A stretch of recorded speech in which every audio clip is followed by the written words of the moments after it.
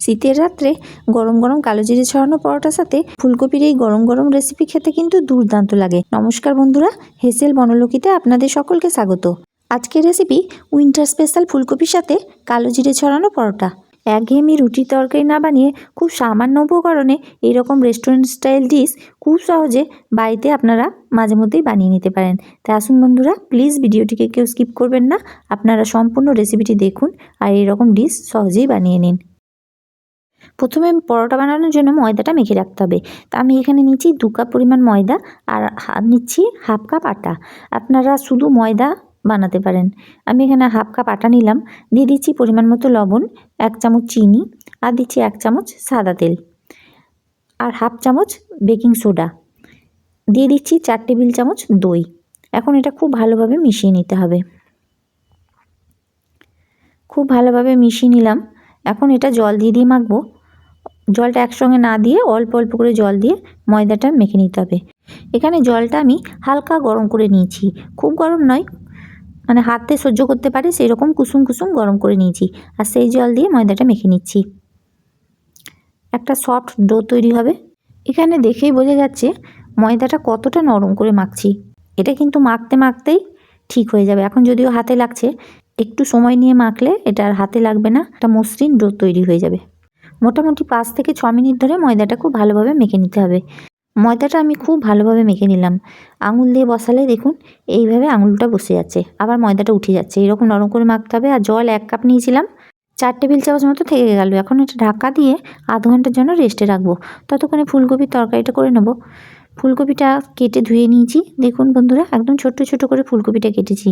এখানে গোটা ফুলকপি নিইনি, একটা ফুলকপির অর্ধেকেরও কম নিয়েছি। এখন ফুলকপিটা সেদ্ধ করতে হবে, তার জন্য জল আগেই বসিয়েছিলাম। জলটা ফুটতে লেগেছে, ফুলকপিগুলো দিয়ে দিলাম।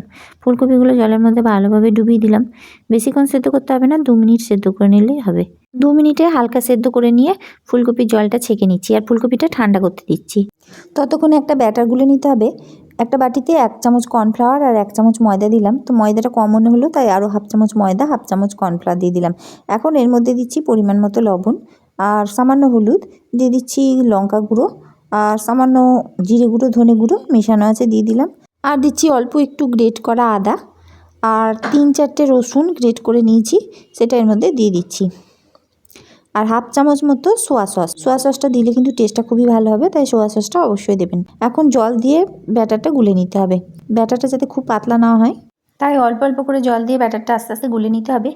বেশি পাতলা হয়ে গেলে কিন্তু যখন ফুলকপি পড়বে তখন আরও পাতলা হয়ে যাবে। তার জন্য ব্যাটারটা একটু পুরো করেই গুলতে হবে। দেখুন বন্ধুরা, ব্যাটারটা ঠিক এরকম ঘনত্বের হবে। এখন এর মধ্যে সেদ্ধ করে রাখা ফুলকপিগুলো দিয়ে দিচ্ছি। সমস্ত ফুলকপিটাই দিয়ে দিলাম। এখন খুব ভালোভাবে ব্যাটারটা ফুলকপির গায়ের মধ্যে মিশিয়ে নিতে হবে। চামচ দিয়ে এইভাবে পুরো ফুলকপিটাকে মিশিয়ে নিতে হবে। আমি খুব ভালোভাবে ব্যাটারটার সাথে মিশিয়ে নিলাম। এখন তেল গরম করেছি, সাদা তেল, আর তেলের মধ্যে একটা একটা করে ফুলকপি চামচে করে এভাবে ছেড়ে দিচ্ছি। গ্যাসের আঁচটা এই সময় লোতে করে রেখেছি। যতটা তেলে ধরে ততটাই ছেড়ে দিতে হবে। একটু ফাঁকা ফাঁকা করে যদি দেওয়া হয় তাহলে ফুলকপিগুলো একটার সাথে একটা লেগে যাবে না। কিন্তু আজকে আমার হাতে একদম সময় নেই, তাড়াতাড়ি আছে, তার জন্য আমি বেশি করে একসাথে ছেড়ে দিচ্ছি। একটু ফাঁকা ফাঁকা করে দেবেন, তাহলে ফুলকপিগুলো একসাথে লেগে যাবে না। ভাজার সময় বুঝতে পারছি এটা আমার লেগেই যাবে, কিন্তু আমি একটার থেকে একটা ছাড়িয়ে নেব, তাতে কোনো অসুবিধা হবে না, কিন্তু ছাড়াতে হবে। দেখুন একটার সাথে একটা লেগেই যাচ্ছে, কিন্তু এর থেকে কম করে ছাড়লে ভালো হয়, কিন্তু সময় লাগবে তাতে। আমি তাড়াতাড়ি করে এইভাবে ভেজে নিলাম। উল্টে পাল্টে বেশ মুচমুচে করে ভেজে নিতে হবে।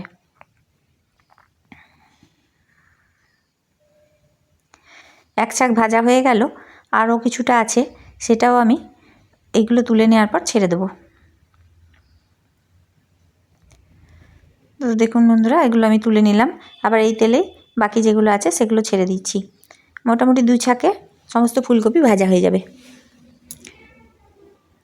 যেটা তুলেছি সেটা একটা থেকে একটা ছাড়িয়ে নেব, তাহলেই হবে। এখন সমস্ত ফুলকপিগুলো ভেজে নেওয়ার পর ওই তেলে দিয়ে দিচ্ছি গ্রেট করা রসুন, 3-4টে রসুন দিলাম। আর রসুনটা একটু ভেজে নেওয়ার পর দিয়ে দিচ্ছি পেঁয়াজ। এখানে 3টে পেঁয়াজ 8 ভাগ করে কেটে খোলাগুলো ছাড়িয়ে নিয়েছি। 3টে মাঝারি সাইজের পেঁয়াজ দিলাম, দিয়ে দিচ্ছি একটা বড় সাইজের ক্যাপসিকামটা মোটা করে কেটে নিয়েছি। এখন এগুলো নেড়ে চেড়ে ভেজে নিতে হবে। দিয়ে দিচ্ছি পরিমাণ মতো লবণ। খুব বেশি ভাজা হয় না, তাই রান্নাটা হতেও বেশি সময় লাগে না, খুব তাড়াতাড়ির মধ্যে হয়ে যায়। ওই ফুলকপিটা ভাজতেই যা সময় লাগে। দিয়ে দিচ্ছি কাঁচা লঙ্কা, এখানে ওই 5-6টা কাঁচা লঙ্কা ছোটো সাইজের দিয়ে দিলাম, আপনারা লঙ্কাটা আপনাদের প্রয়োজন মতো দিয়ে দেবেন।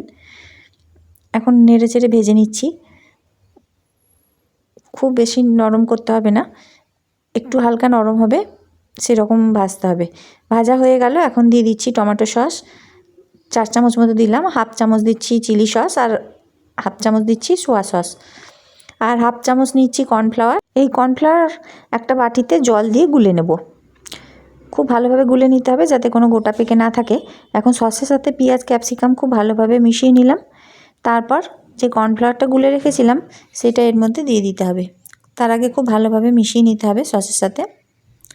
তো সমস্তটা মিশিয়ে নেওয়ার পর আমি এই কর্নফ্লাওয়ার গোলা জলটা দিয়ে দিচ্ছি, এটা কারিটা বেশ পুরু হবে।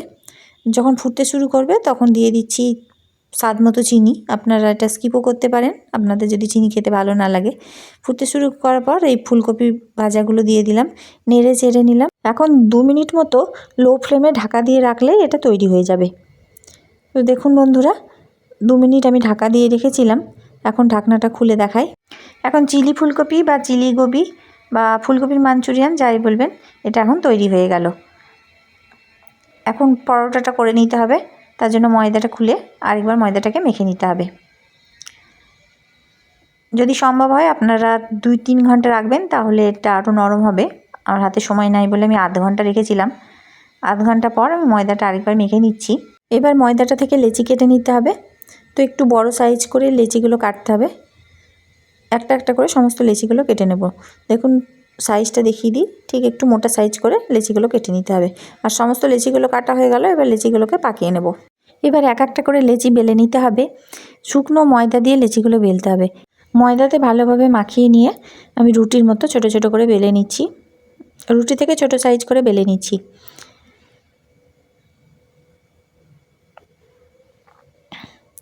আর ওপর থেকে ছড়িয়ে দিচ্ছি অল্প একটু কালো জিরে, তাতে টেস্টটা বেশ ভালো লাগে।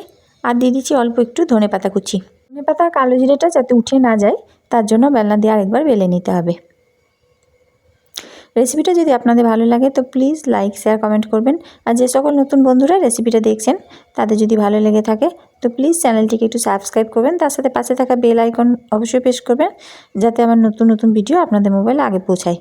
এখন তাওয়া গরম করে পরোটা সেঁকে নিতে হবে। তাওয়াটা গরম হয়ে গেছে, পরোটাটা দিয়ে দিলাম। পরোটার একদিকটা হয়ে গেলে অপর দিকটা উল্টে দিতে হবে।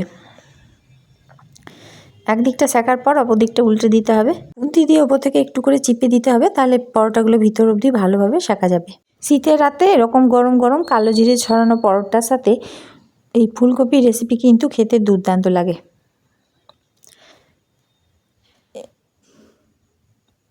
পরোটাটা আমি এদিক ওদিক উল্টে পাল্টে ভালো করে সেঁকে নিলাম। এখন এর মধ্যে দিতে হবে তেল, এটা বাটার দিয়েও করা যেতে পারে।